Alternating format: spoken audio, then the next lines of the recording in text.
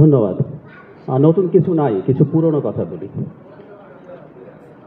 কোথাও যেন পড়েছিলাম, মানে আগে কাবুলিওয়ালারা আসতো না, কাবুলিওয়ালারা তো ফলের ব্যবসা করতো এবং তারা সুদের ব্যবসা করতো। আমার খুব অবাক লাগতো যে এত দূরে এসে তারা মানুষকে টাকা দেয়, ওটা কিভাবে ফেরত পায়। তো যাই হোক, তারা একটা সিস্টেম বের করেছিল। তো কখনো কখনো যদি তাদের সুদ এবং আসল কেউ না দিত, কাবুলিওয়ালাকে একটা অভিশাপ দিত, তোর পরিবারে মামলা হোক। মানে এই অঞ্চলে মামলা এত টাফ ব্যাপার, আপনার দৌড়াতে দৌড়াতে খবর হয়ে যাবে। তো এটা ছিল সবচেয়ে ভয়ঙ্কর অভিশাপ। আমি শেখ হাসিনার আমল দেখে আমার মনে হয়েছে, আমাকে যদি কাউকে বলে অভিশাপ দিতে হবে, এই অভিশাপ দেওয়া উচিত তোর পরিবারে গুম হোক। আমি খুব ক্লিয়ারলি মনে করি একটা পরিবারের কাছে, একটা ব্যক্তির কাছে গুমের চাইতে বড় কোনো অভিশাপ হতে পারে না। তুলিয়াপাকে আমরা, এখানে খালাম্মা আছেন, অন্যরা আছেন, আমরা অনেক দিন আমাদের প্রোগ্রামে গেছি। আমি আমার একটা প্রোগ্রামের অভিজ্ঞতা শেয়ার করি। তার আগে একটা কথা একটু বলে নেওয়া ভালো, আমি আবেগশূন্য মানুষ না, কিন্তু আমি খুব একটা কাঁদি না সামহাউ। আমি জানি না, আমার অনেক প্রিয় মানুষের মৃত্যুতে অনেক কষ্ট পেয়েছি, কিন্তু আমি কাঁদতে পারি না। কিন্তু আমি মায়ের ডাকের প্রোগ্রামে গিয়ে কেঁদেছি। আমি খুব অবাক হই, এটা কেন হয়। আমি একটা প্রোগ্রামে, মায়ের ডাকের একটা প্রোগ্রামে প্রেস ক্লাবে বসে একটা স্ট্যাটাস দিয়েছিলাম, আপনারা কি কেউ আছেন যিনি মনে করেন কোনোভাবেই তিনি কাঁদেন না? তাহলে আমি আপনাকে ইনভাইট করছি এই মুহূর্তে প্রেস ক্লাবের এই রুমে আসুন, কিছুক্ষণ বসুন, এবং আমি চ্যালেঞ্জ করছি আপনি কাঁদবেন। ইট হ্যাপেন্স, সত্যিকার অর্থে এটা ঘটে।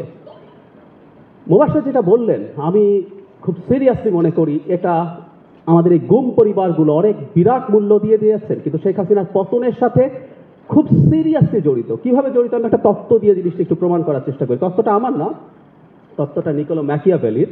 তার একটা বিখ্যাত বই আছে, দ্য প্রিন্স। ওখানে তিনি প্রিন্সকে সাজেস্ট করছেন কিভাবে মানুষকে শাসন করতে হবে। অনেকে পছন্দ করেন না, কিন্তু এটা খুবই কার্যকর একটা বই বলা যায়। শেখ হাসিনা নাকি নিজেকে মাঝে মাঝে ওই বই ফলো করেন বলে বলতেন।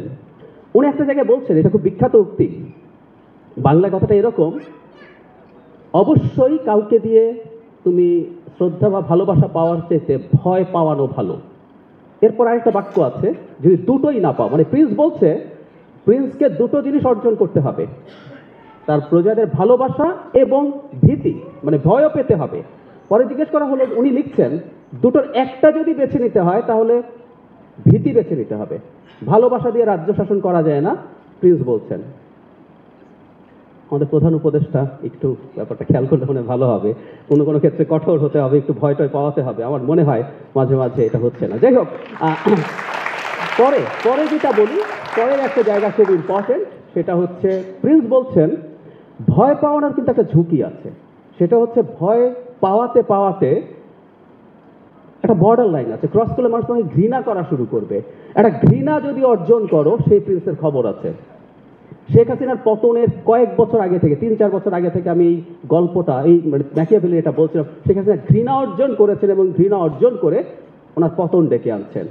এবং শেখ হাসিনা ঘৃণা সবচেয়ে বেশি অর্জন করেছেন এই গুমের মাধ্যমে বলে আমি বিশ্বাস করি। কারণ আমি মনে করি হত্যা চাইতে খারাপ, মানে একটা মানুষ, আমি একটা প্রোগ্রামে দেখেছি যে একজন পরিবারের, মানে একজন ওয়াইফ তার হাজব্যান্ডকে নিয়ে গেছেন, মানে শোক সামলে এখন ওনার সংসার চালানো টেনশন হচ্ছে। খেয়াল করুন, ওনার এখন আর শোকের সময় নেই।